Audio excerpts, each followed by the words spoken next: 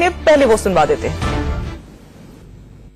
राजी, हमसे बात करने का बहुत बहुत धन्यवाद। पहला सवाल मैं आपसे ये पूछना चाहूंगी, जब चौथी बारी की बात आ रही है इस बारी, आप कितने कॉन्फिडेंट हैं कि चौथी बारी आप रिकॉर्ड बना पाएंगे? 100% आत्मविश्वास से भरे हैं और जनता के प्यार और आशीर्वाद के बल पर भारतीय जनता पार्टी चौथी बार सरकार बनाने जा रही है। इंटरनल आकलन, आपका अपना आकलन क्या है? क्योंकि कुछ सर्वेज ये कह रहे हैं कि अब की बारी जो कांटे की टक्कर हो सकती है। अब की बारी कहीं कांटा नहीं है भारतीय जनता पार्टी के रास्ते में, शानदार सफलता प्राप्त करेंगे। 200 पार का नारा लगा है। कार्यकर्ता जनता के आशीर्वाद से भारतीय जनता पार्टी के लाखों लाख कार्यकर्ता इस लक्ष्य को प्राप्त करने के लिए परिश्रम कर रहे हैं।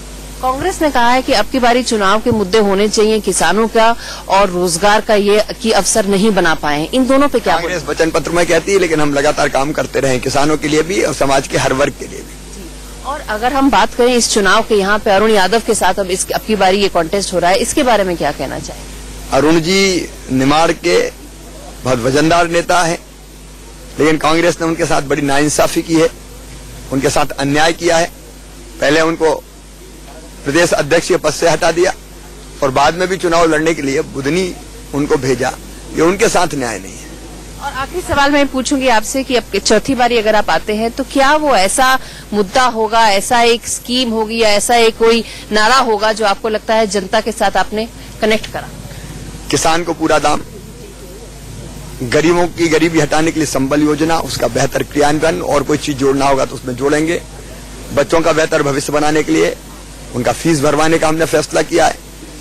नौजवानों को रोजगार के लिए 10 लाख रोजगार के अवसर हर साल हम पैदा करेंगे। माँ बहन और बेटी के सशक्तिकरण की अनेकों योजनाएं हैं, उनको और ढंग से जनता के बीच में वो जा रही है। तो सेल्फ हेल्प ग्रुप को भी हम एक आंदोलन का स्वरूप देके और गरीब महिला के सशक्तिकरण का भी काम करेंगे। माता बहनों और गरीबों की आय दुगनी करेंगे और किसान की आय दुगनी करने का भी हमारा टारगेट है। शिवराज जी, एक आखिरी सवाल पूछूंगी मैं। जब ये चुनाव हम देख रहे हैं पिछले 1 महीने से, कहीं ना कहीं आपको लगता है कि गोत्र पॉलिटिक्स जैसे आ गई बीच में और मध्य प्रदेश के जो मुद्दे हैं वो कहीं ना कहीं पीछे चले गए? कि भारतीय जनता पार्टी का मुद्दा तो विकास है। हम जहां भी गए विकास के मुद्दे पर ही हमने बातचीत की, चुनाव लड़ा। विकास और जन कल्याण, हम उसी मुद्दे पर लड़ रहे हैं। कांग्रेस घटिया राजनीति कर रही है, आरोपों प्रत्यारोपों के भी, हूल जलूल आरोप लगाना और फिर केवल वोट के लिए इस तरह के हथकंडे अपनाना, कभी मंदिर जाना, कभी तुरपुंड लगाना, कभी गोत्र की बात करना। अरे हम सब भारत माँ के लाल, भेदभाव का कहाँ सवाल? सबका साथ, सबका विकास, ये भारतीय जनता पार्टी का मूल मंत्र है। गोत्र कोई चुनाव का मुद्दा थोड़ी है।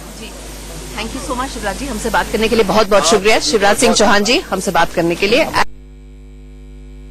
Now being joined by senior Congress leader Jyotiraditya Scindia, sir. Do you think that anti-incumbency would be a huge issue, and what are the issues do you think people of Madhya Pradesh are voting for this? ये anti-incumbency का विषय नहीं है, ये लोगों की आशाएं और अभिलाषाएं कांग्रेस से जो है उस विषय, ये एक नेगेटिव वोट केवल बीजेपी के विरुद्ध नहीं है, लेकिन एक पॉजिटिव वोट कांग्रेस के लिए। और आप देखोगे, आप 11 तारीख को, मुझे पूरा विश्वास है, मेरी मध्य प्रदेश की जनता ने अपना मन बना लिया है।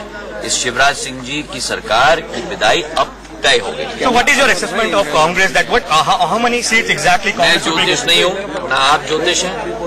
मैं यही आपको कह रहा हूँ कि कांग्रेस की स्पष्ट बहुमत आएगी 11 दिसंबर को। इसका क्या मतलब कि 116 सीटों से ज्यादा कांग्रेस को मिलेगी। So one last question. Now there are reports coming in that there are various faulty EVMs that have been reported. Election Commission has taken the आप लोगों को 10 बार कह दिया। Congress leader Jyotiraditya Scindia speaking exclusively to us, and he has said that he believes that they will be forming government on 11th of December, and also तो ये बातचीत आपने सुनी ज्योतिरादित्य